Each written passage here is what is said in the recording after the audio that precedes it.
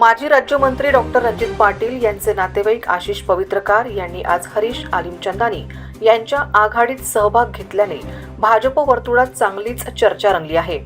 कृषीनगर शिवर या प्रभागात 8000 मते घेऊन आशिष पवित्रकार भाजपच्या जागेवर विजयी झाले होते, पण भाजपच्या विद्यमान नेतृत्वासोबत मतभेद रंगल्याने आशिष पवित्रकार आज हरीश आलिमचंदानी यांच्या नव्या आघाडीत सहभागी झाले आहे। विधानसभा निवडणुकीत भाजपमधून बाहेर काढलेले डॉक्टर अशोक ओळंबे, हरीश आलिमचंदानी, आशिष पवित्रकार आणि ॲडव्होकेट गिरीश गोखले यांनी एकत्र येत ही नवी आघाडी स्थापन केली आहे, ज्याची डोकेदुखी भाजपला होईल असा अंदाज राजकीय विश्लेषक व्यक्त करत आहे।